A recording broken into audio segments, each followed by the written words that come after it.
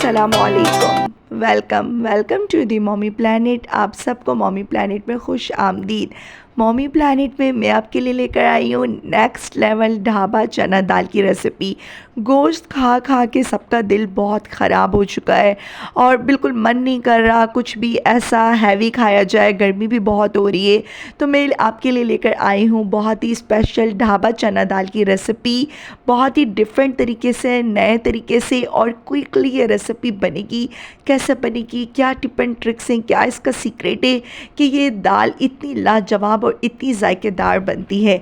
Recipe आपने पूरी देखनी है, बिल्कुल स्किप नहीं करनी, बहुत मज़ा आने वाला है।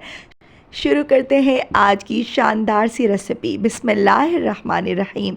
चना दाल बनाने के लिए आपको चाहिए होगी आधा किलो चने की दाल। तकरीबन ये 7 से 8 लोगों की सर्विंग है। 7 से 8 लोगों को आप सर्व कर सकते हैं। अच्छे से आपने इसको 4 से 5 पानी से वॉश करना है और भिगो देना है 1.5 से 2 घंटे के लिए। 1 टेबल स्पून नमक ऐड करना है, 1 टीस्पून हल्दी और इसको आपने 4 गिलास पानी डालकर बॉयल होने के लिए रख देना है। इतना बॉयल करना है कि ये अपनी कंडीशन में रहे।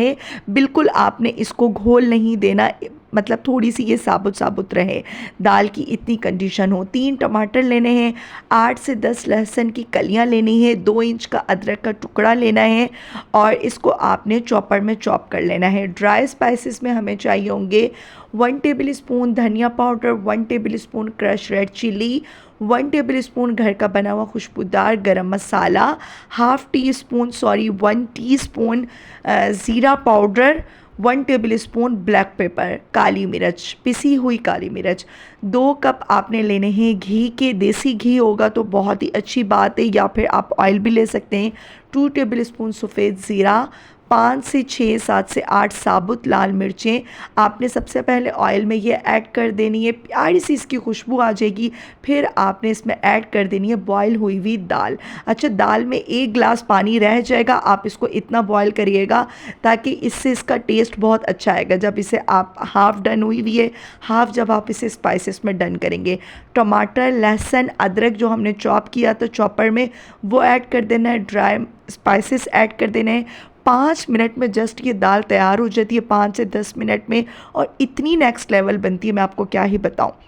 बिल्कुल आपने इस स्टेज पर फ्लेम हाई रखनी है, हाई फ्लेम पर इसको पकाना है ताकि स्पाइसेस अच्छे से पक जाएं और पानी थोड़ा सा ड्राई हो जाए। थोड़ी सी ये नरम नरम सी दाल बनेगी तो ये बहुत ही अच्छी लगती है। आप इसे रोटी, चपाती या फिर चावल के साथ भी खाना चाहें तो खा सकते हैं। अगर आपका दिल करे कि आप इसे बिल्कुल ही ड्राई सा बनाना चाह रहे हो तो आप इसका पानी और भी खुश्क कर दिएगा।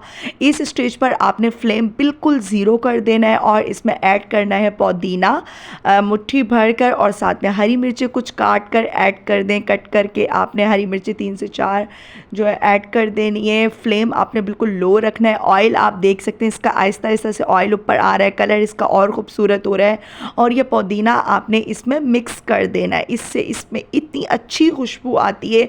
मुझे तो पर्सनली चने की दाल में पुदीना बहुत पसंद है। आजकल वैसे ही आपको पता है मुहर्रम है, मुहर्रम में इस तरीके की आप नियाज भी करवा सकते हैं चने की दाल बनाकर।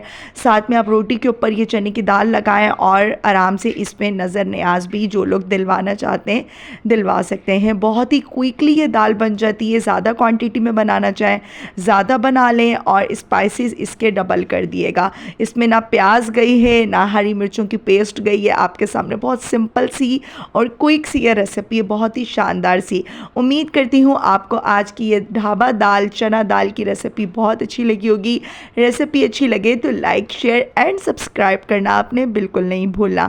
अल्लाह ताला आप लोगों का दस्तरखान भी इतने खूबसूरत तरीके से सजाए रखे। आज की वीडियो में मैं अपनी प्यारी सी सिस्टर नाज की रसोई 0786 उनकी आईडी का नाम है, उनके चैनल का नाम लूँगी। आप उनके चैनल पर जाइएगा, लिंक मैं डिस्क्रिप्शन में दे रही हूँ, प्लीज़ आप लोग विज़िट कर लिया करें।